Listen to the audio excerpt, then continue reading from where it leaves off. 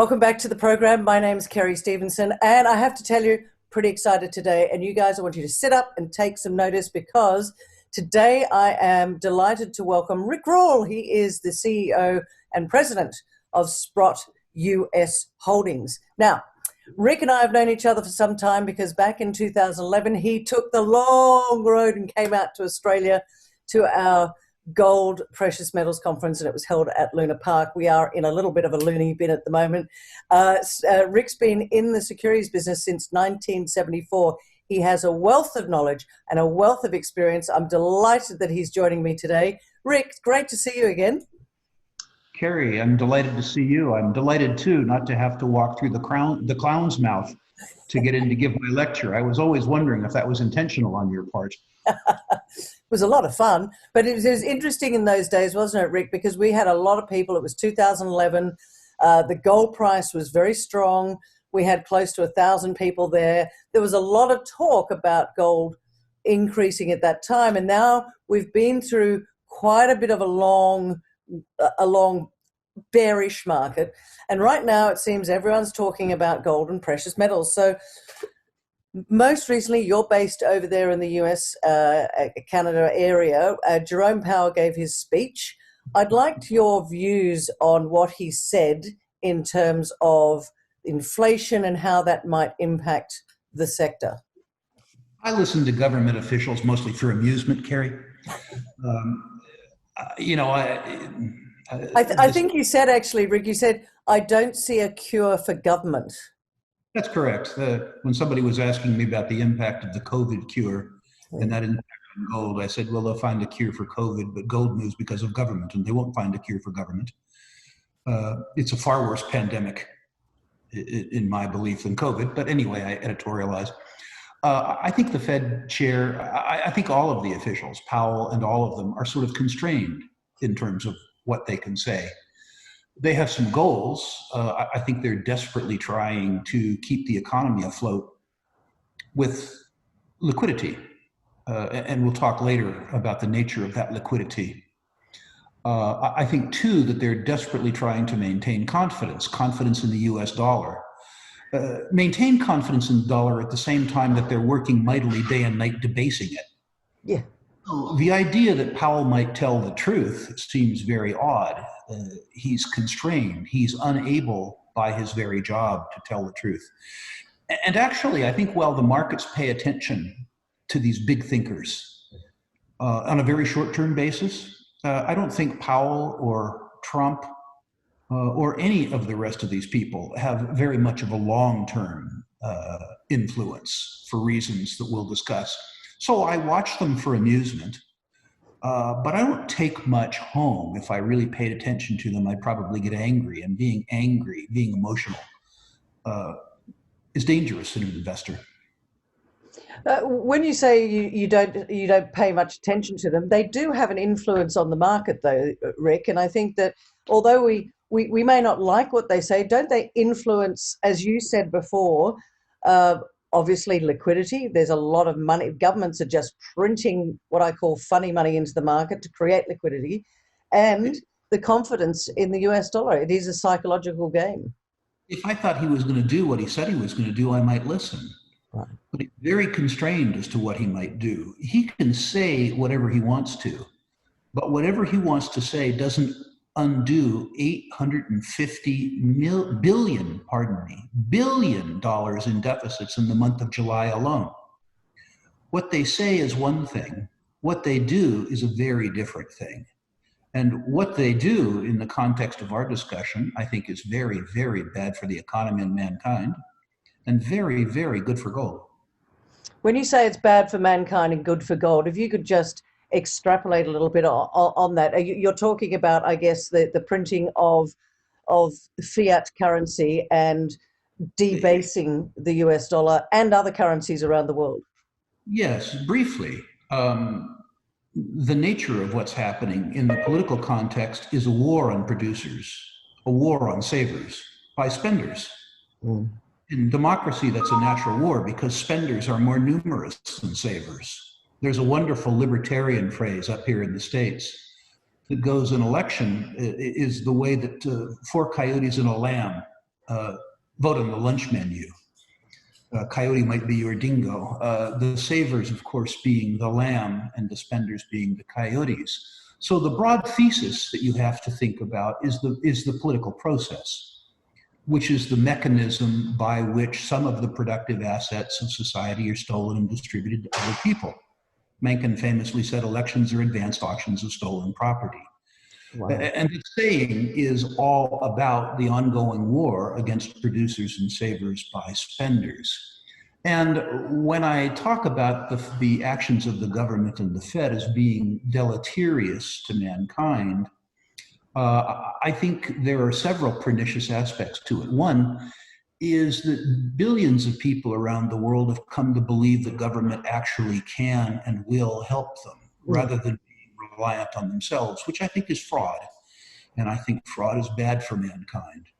I also think that encouraging people not to save, but rather to consume, not to invest, but rather to speculate, is bad.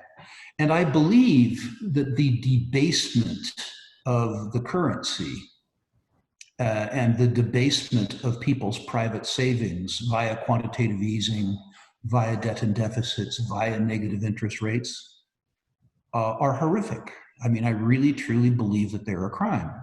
What I believe doesn't matter much.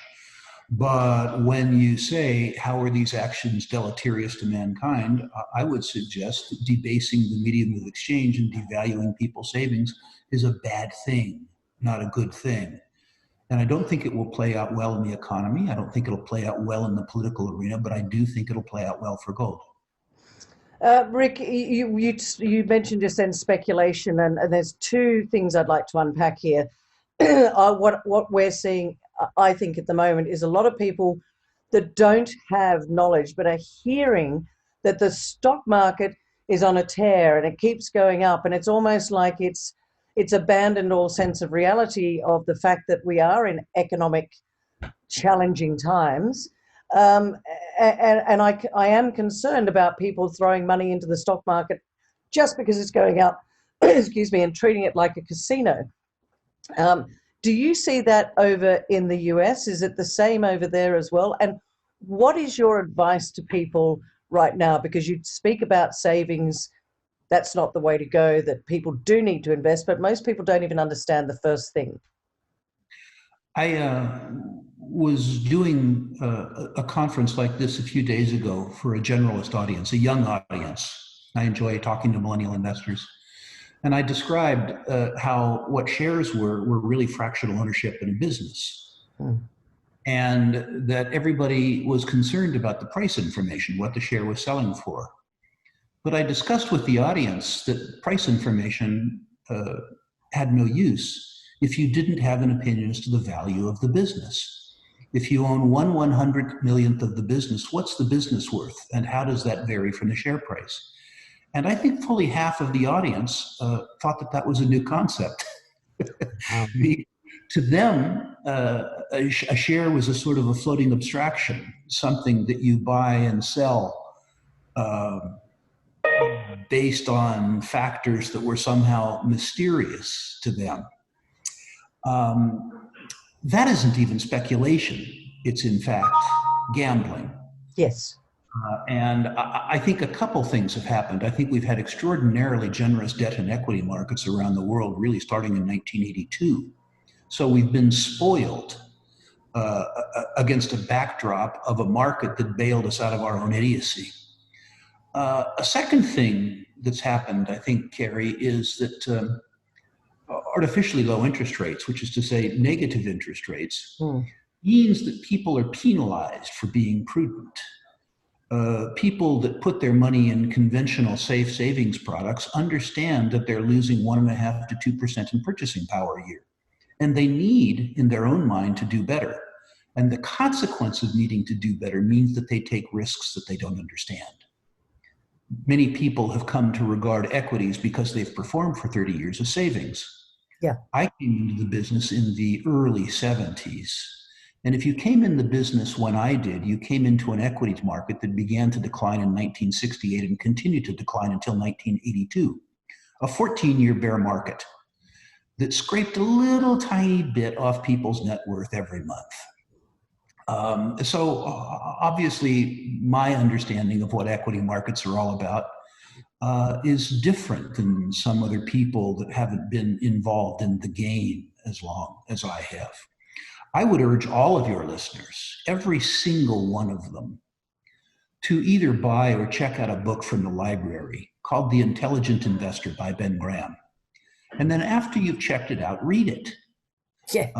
Relative to the effort required to read it, it's the best investing book of all times. And if you read it and if you follow the lessons in that book, you will succeed as an investor. You simply will succeed as an investor. It's difficult to do, but it's more than prudent these days. It's necessary to do it. But I think, Rick, we live in an age, we have social media, which is fast and furious, and people's attention spans are that of a gnat, and they want instant gratification. And so right now, the market, the equity markets, and obviously the gold price, although had a little bit of a pullback, everybody's talking about it at the moment. Do you believe that people are going to have, I guess, the necessary wherewithal to really study and do that? Or do you think the gambling, as you said before, rather than speculation, is just going to continue and it will get ugly? Because my feeling right now is that potentially there could be another pullback like there was in March, and it's the psychology of investing. People will lose money, people get hurt. Carrie, the world is too big for me to save. Yeah. I'm talking to your listeners and my clients. If there's a bloodbath and participation is optional, I would prefer the no option. And I don't think that there's any requirement just because the world is going crazy that you need to join the world. And I certainly don't. I certainly don't intend to do that. And I'm not enough of an economist or a market scholar to say for certain that there is going to be a liquidity panic of the type that you describe. I personally believe it's more likely than not, but I actually don't let my beliefs drive my actions as much as I let the fundamentals associated with each individual investment decision drive my actions. My experience has been that the entire equity market can go like a boulder off a bridge, but high quality businesses either don't go off the bridge or they recover more quickly. The last couple of liquidity crises, I guess as a consequence of my age and the fact that I've been in the markets for a long time, turned out to be wonderful opportunities for me. I had a lot of liquidity, as I do now. And having liquidity, despite the fact that I lose purchasing power with that liquidity, gives me both the cash and the courage to take advantage of volatility as opposed to being taken advantage of. Being stupid is optional. The people listening to this discussion do not have to be dumb. It's easier to be dumb. And by the way, I'm not criticizing social media. I think the democratization of information is good. But I think that you need to develop your own paradigm and filter for that information. And that's why I believe that people should read The Intelligent Investor. Then you can take all of the information that's instantaneously available for you and pass it through a filter and determine what for you is usable and what isn't. That is fantastic advice. And I, for one, have not read, I've heard about it, I haven't read it, but I will take your advice on The Intelligent Investor because I love books. And I always encourage people that listen to some of my talks that, not only to hedge and diversify, but read. Stop watching mainstream media. That's what's going to give you great education. Rick, let's go into something that you and I both comment on, and that is precious metals and gold. Right now, a lot of talk about the precious metals market. It's the gold price and the silver price have gathered a pace a little bit of a pullback. What are your views, short and long term, on precious metals? Carrie, the wind is in precious metals sales, first of all. It doesn't mean that there can't be a 15 or 20% cyclical decline in the secular bull market. There will be.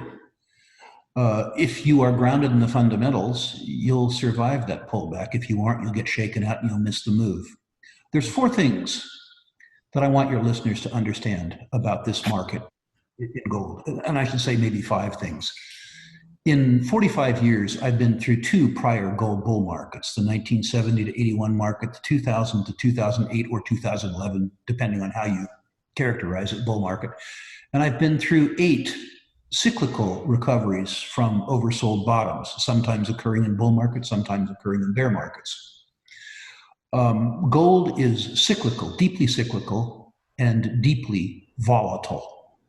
And you need to understand that at the beginning of the conversation. That's the anatomy of the market. Now let's look at the fundamentals.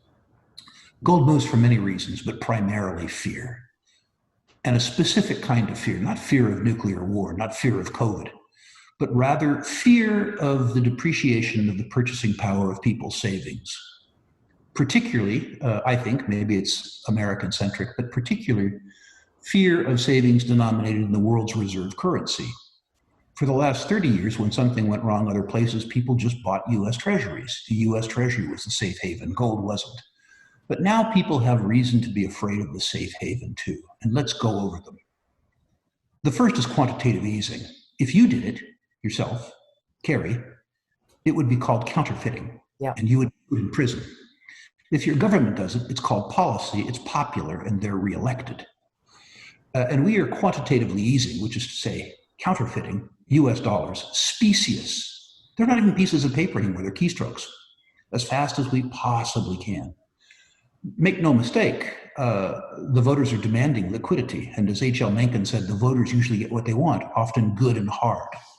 And that's what's going to happen in this circumstance. You can't help but debase the currency when you counterfeit it. The second sin is debt and deficits. I don't know the Australian circumstance. I'm sure it's not pretty. But in the United States, the on-balance sheet liabilities of the federal government exceed $24 trillion. The off-balance sheet liabilities of the US government, that isn't to say liabilities to bondholders, but rather liabilities to old folks like me and other people, entitlements, exceed $100 trillion. Wow. So the keeper of the US currency, the US government, is $120 trillion upside down.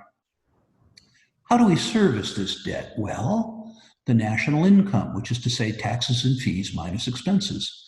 The problem is that that number is -2. We run deficits, not surpluses. And it's impossible to add a column of negative numbers, which is to say deficits, and arrive at a positive sum, particularly a positive sum necessary to amortize $120 trillion in obligations. It cannot be done. The debt will be rolled, as Buffett said, not paid. And the debt can't even be serviced without artificially low interest rates. So let's move on to interest rates. By the way, just to heap a little more misery on the last point, in the month of July, in 1 month, the US federal deficit was $850 billion. That doesn't include state and local deficits, nor does it include unfunded pension liabilities. Just for July? Just for July. Anyway, artificially low interest rates, negative real interest rates. Interest rates are the payment that savers get for forestalling consumption rather than consuming now, consuming 5 years ago, and lending the principal to people who need or want to consume now.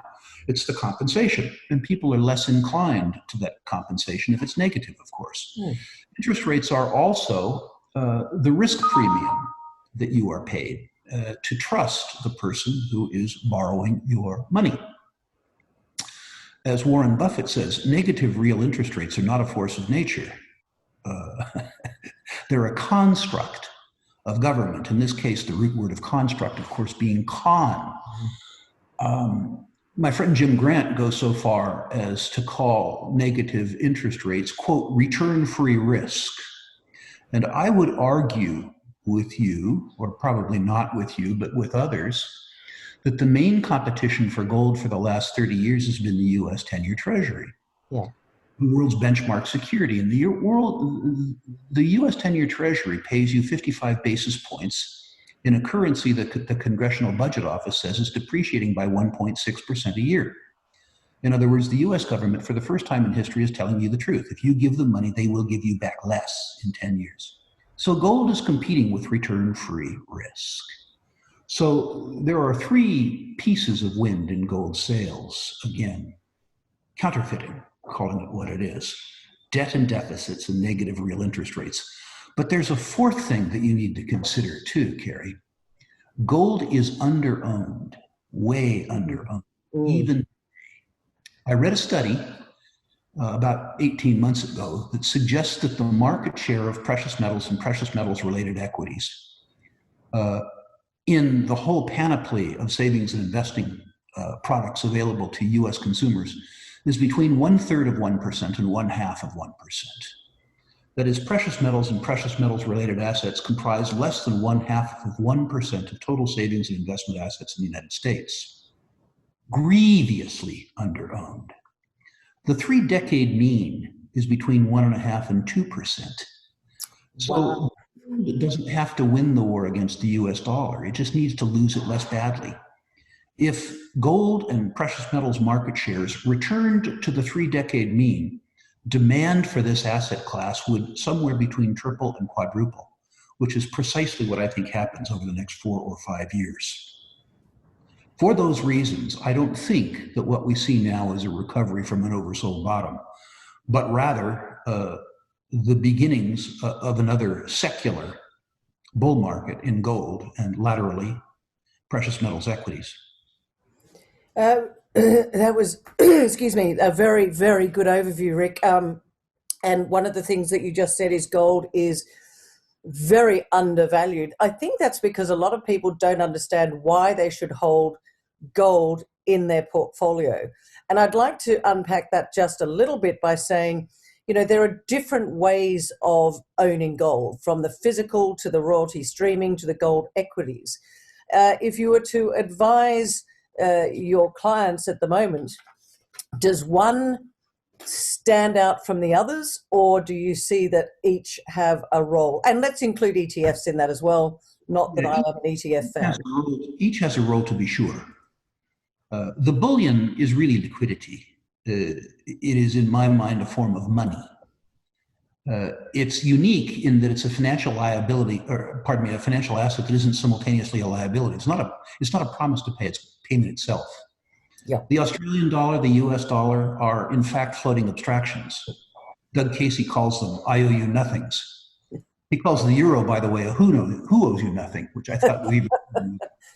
But gold isn't that. It's not a promise to pay. It's payment itself. It's volatile liquidity, but it's good liquidity, particularly in times when the other forms of liquidity are being debased. Gold equities are different. There you're buying fractional shares in a business. And the business does better as the price goes up, because as the gold price goes up, particularly in Australia, the gold price goes up faster than your costs go up. The idea that you produce gold in a country with a depreciating currency and you sell the gold in a country with a currency that's depreciating less rapidly is really, really, really beneficial. And it benefits even more with very, very low energy costs, because the energy inputs are important to the gold mining industry. So you buy gold mining shares because the net present value of the future cash flows at whatever gold price you choose to use feels cheap to you. If you buy gold shares for any reason other than that, you're likely making a mistake and don't know them, don't know enough about them, ultimately not to be a victim yourself. But they're very different asset classes. I'm inclined to various categories of gold mining shares, although I must admit in my declining years, for many clients, I favor very, very high quality. And let me tell you why, Carrie. Never mind in the gold bull markets, but in the recovery. Sorry, Rick, let me just interrupt you there. When you say high quality, are you talking on the producer, developer, explorer, or quality is quality? Just producers? The best of the best. The Francos, the Wheatons, the Barricks, the Newmonts, the Agnicos, the really high quality, high margin, liquid, great balance sheet producers. Now, ironically, a portfolio comprised of the best will, over the course of a bull market, underperform the index. So people say, well, why would you deliberately underperform? Here's why. You don't have to do any work to own those shares. You de-risk the beta in the market. And in, never mind bull markets, but in 8 recoveries from oversold bottoms, the index itself increased in price between 100% and 700%. So let's say over 2 or 3 years, you only made 80% as 100%, or in a luckier case, you only made 400% as opposed to 500%. But you did it by de-risking the activity. For many people, that's a highly intelligent trade. De-risking the market to underperform beta. That isn't, of course, necessarily what I do for my own money because I work very, very hard at it. A different set of circumstances, Carrie, is that this gold bull market originated, this one, in Australia. And the Australian market took off a long time before the US market and greatly outpaced the North American market. But now the North American market has caught up and surpassed it, which is a different way of saying there's better relative valuations in Australia than anywhere else in the world. For 2 reasons. It's a smaller capital market, not yet as internationalized, but also because there's a better mining culture in Australia. There's still a sense among some Australian managers that the value creation mechanism should be rocks to money. In Canada, it's become perverted. It's rocks to stocks and stocks to money. Right. And that middle part perverts the cycle. I believe that there is going to continue to be a strong mergers and acquisitions market in the gold business. And I suspect that in Australia, if the valuations don't catch up, that is to say, if investors like myself don't come to Australia for relative valuations, that the multinational large cap producers will come to Australia in a mergers and acquisition mode. Sort of like you can pay me now or you can pay me later. Both of those are good. And so that's a sector that I see as being particularly attractive. And in further defense of that, Carrie, I know I don't necessarily have to make the gold case for Australians, but I'm going to make a different case. Warren Buffett for years has, to be fair, made fun of gold. He described it as an inert substance that stared back at you when you stared at it, and a pet rock and all those things, all very amusing. All very amusing. And then, of course, one of his underlings probably bought $500 million worth of Barrick. Now, in fairness, $500 million for Buffett isn't even a rounding error. It's a comma. And I don't think it reflects any change in attitude with regards to gold. I think he still thinks it's a pet rock. But what it shows him is that he thinks that the gold mining companies as businesses are cheap. Because Mr. Buffett's valuation criterion is the net present value of future cash flows at today's product prices as a function of the enterprise value, which is market capitalization minus debt plus cash. In other words, Buffett is saying that gold miners are cheap, even though he doesn't like gold. And I think that's very, very profound. Yeah, well, for Buffett, it's a business like any other business. And as he has said in the past, you look at a business and if it is undervalued, you buy it. And it wouldn't surprise me if in a couple of years he's like, well, I'm done with that because it's now full value and moves on. Because I don't think he necessarily looks at it as gold per se. For him, it's a business. I think he, sort of clenched his teeth when he bought it because he doesn't like the product that they produce. But it does speak to the valuations of the free cash flow that the industry is generating at these gold prices, never mind the higher gold prices that I think are likely. Rick, are you looking at Australian mining companies at the moment? I mean, you just spoke about Warren Buffett investing in Barrick. Actually, Barrick exited Australia not that long ago. Do you think that there's a possibility that they might be saying to themselves, whoops, maybe we need to go back into Australia? Because you mentioned mergers and acquisitions. Not a lot of that happening at the moment down here, but potentially you think that could be coming. I think the only thing in Australia that Barrick would buy would be Newcrest. Barrick wants tier one deposits that are in the best quartile worldwide for return on capital employed and the lowest cost quartile worldwide. Would Barrick want Lihir as an example? You betcha. Would they come down the quality trail and rebuy the assets they bought? I don't think so. I think that Barrick looked at the opportunity set that they had in front of them, and they looked at the love, care, and attention that the Australian assets would have required. And I think Barrick rightly decided, I think this was very intelligent. I think they rightly decided that those assets should be in the hands of people who were closer to them and for whom they were more important. I think that what has happened with regards to the acquirers, the Northern Stars of the world, is precisely what Barrick thought would happen. I think these are fantastic transactions. I think they benefited the seller, and I think they benefited the buyer, and I think they benefited Australian society too. But there are companies that are lesser lights than Barrick, some Australian, some foreign, that will begin to consolidate the Australian sector if it doesn't become substantially more expensive. Rick, we've been speaking about the mining companies. We briefly touched on royalty as well. For those people, and there are a lot, I recently held a virtual gold conference. We had close to 1,000 people register for that.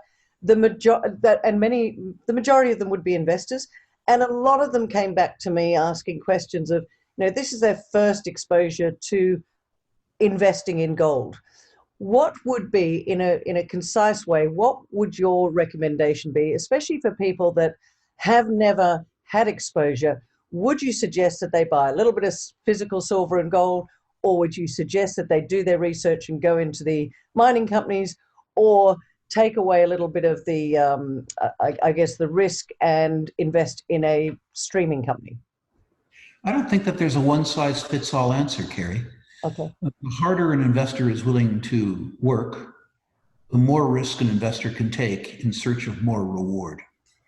For some investors, for the people who are set in life but don't want to lose purchasing power, they should buy physical gold and silver.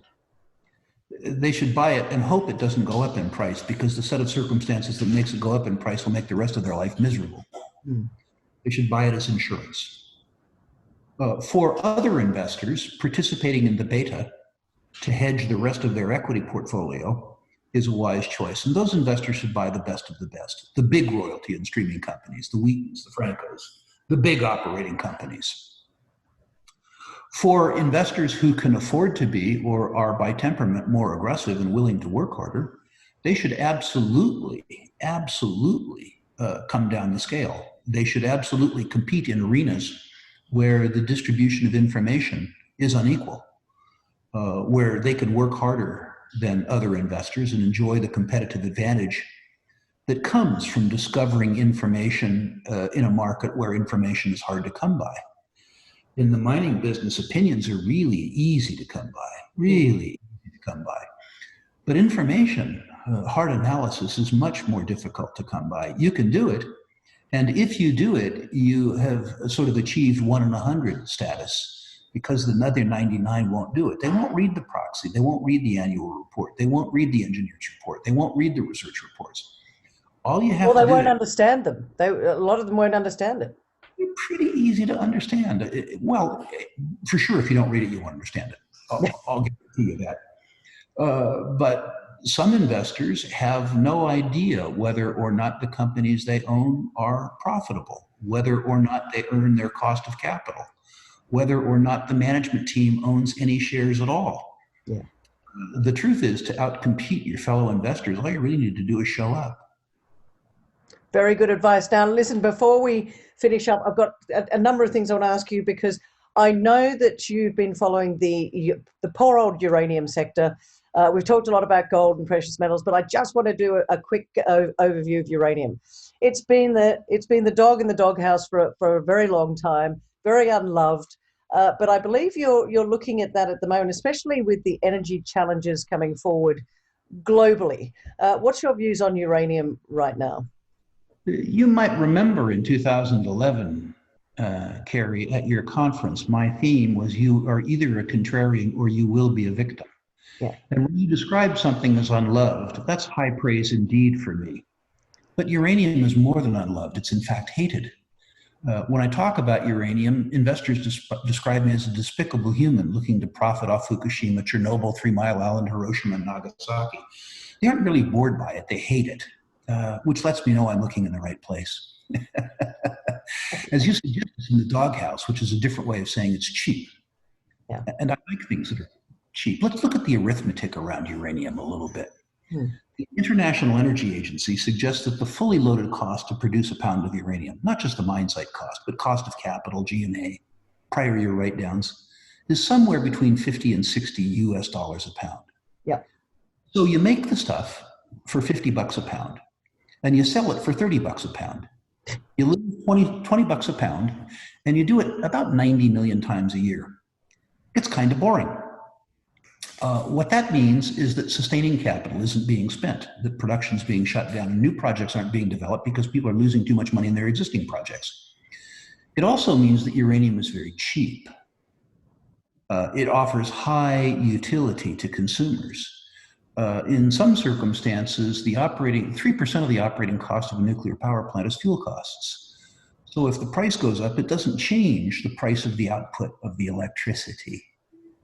Now, I just know the US numbers, but in the US, uranium provides about 15% of total electric supply and about 20% of baseload electric supply. What that means, very simply, is that for the next 15 or 20 years, until we have a smart grid, redundant storage capacity, which is a fancy way of saying batteries, all kinds of distributed production, we have to have uranium, or else the lights go out.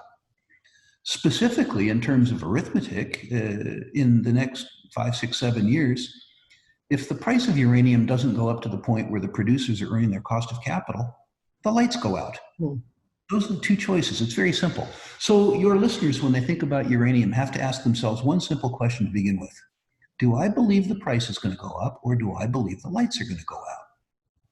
Once you've got past that question, then you think about uranium. Does it have to happen soon? No, it probably won't happen soon. The shutdown of the Japanese nuclear industry took probably 80 million pounds of inventory, which was held as fuel, and turned it into held as supply, because it goes to supply plants that are shut down. So in the near term, the price of uranium is determined by the price of Japanese restarts. But the question as to a uranium price rise is a question where the answer necessarily begins with the word when, not if. And when questions are very, very, very good questions. The second thing that people should understand about the uranium business is that the narrative is strong, but the market capitalization of the sector is tiny. So when interest returns to the sector, there literally isn't enough market capitalization to hold the money. In the uranium bull market that occurred in the period 2000 to 2006, at the beginning of that period, there were 5 uranium juniors worldwide. Wow. The worst of them, well, the worst performer of them over 6 years, increased 22 to 1. The best, which was Paladin, an Australian listing, increased from, you're sitting down, 1 penny to $10. That's right. I repeat, 1 penny to $10. So that's the reward. The other thing that your speculative listeners need to pay attention to is they need to remember that there is a group of old, fat, fairly smart, rich investors, I'm one, who were there for the last bull market. And to say that we profited understates it in very, very, very dramatic terms. And we're all around, and we'd all like one more shot at that. And what that means is that when the market begins to give us an excuse, the crowding in that you will see from high net worth and ultra high net worth investors who participated in it last time will be mind-boggling. You know, Carrie, in the last bull market, the listings in the uranium space increased from 5 to 500. Whoa. Comical, because That's there were crazy. There were probably only 15 management teams that were competent to run a uranium company. So at the top, when uranium was profitable, popular, the probability that your uranium company was well run was a function of dividing the number of teams, 15, by the number of aspirants, which is 500, which is to say really shitty math. Yeah. Now we have a circumstance where the number of aspirants worldwide has fallen from 500 to 20. Wow. And amazingly, of these 20, there are 7 or 8 that are really very high quality. When I look at the gold universe worldwide, there's probably 1,600 juniors.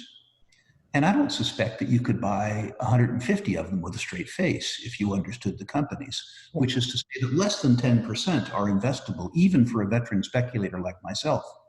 In the uranium space, there's a universe of 20, and I think that 8 are investable.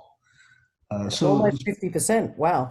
despite the fact that it's out of favor, the group value in the space is, I think, very, very good. Now, in order for somebody to do this, they have to be patient, they have to be disciplined, they have to be willing to accept volatility, and amusingly, they have to relish hate. It requires all of it. But also, doesn't it come down to two things as well? Because what is going to be the catalyst to change this market? Because isn't it one, psychology, and two, governments want voters, and if it doesn't match the narrative of the voters saying we don't like uranium, it's never going to change. Well, actually, it's sort of a false narrative in the sense that, as an example, Germany shut down their nuclear fleet. Yep. And so they've had to do 2 things. Well, 3 things, really. They've had to triple the price of electricity, which is not something that the voters are happy about. They've also had to begin to burn incredible amounts of dirty brown coal. And of course, they've imported large amounts of electricity generated by nuclear from France and Poland. So does the watt care where it was generated? A politician's job is to deceive, and they're good at it. It's really arithmetic. It's really the market share of nuclear worldwide in baseload. And the fact that there is no substitution for uranium in the time that is required to have a substitution. Could you get rid of uranium? Sure, but you'd have to invest trillions of dollars in a smart grid. If you're going to replace it with things like solar, well, you have a problem at night, of course, with solar. But all of these interruptible, distributable power sources means that you have to have system-wide redundancy. In other words, you have to have 170 or 180% generating capacity relative to normalized demand. And there's just no way in the world there's not enough money to do that in the next 20 years. But the shortfall in uranium supplies will occur in somewhere between 1.5 and 5 years. It's inescapable, literally inescapable. And you know what? It doesn't matter what Greta thinks. It doesn't matter what the politicians think. Even Miss Greta, when she walks into a room and hits the switch, wants the lights to go on. Absolutely. Failing. Rick, I could talk to you for hours, but two things. First of all, what would be your final comments to the investors that are listening at the moment, some of whom are sitting back, fearful of taking any action, and some of whom are in the market but potentially making not the best plays? What would be your summation of your views at the moment with the market? First things first, be liquid. Don't be all in. Be liquid. It's true that your cash declines in purchasing power every year, but think of it as an option payment. If you have the cash, you'll have the tools and you'll have the courage, I hope, to take advantage of volatility rather than being taken advantage of. The second thing is to understand that the price of an investment is of no interest if you don't have an opinion as to value. It's the discrepancy between price and value that is where you make your money. So if you're not willing to do the work to determine value, you need to be extremely, extremely cautious with your money. Investment returns are a function of work and discipline.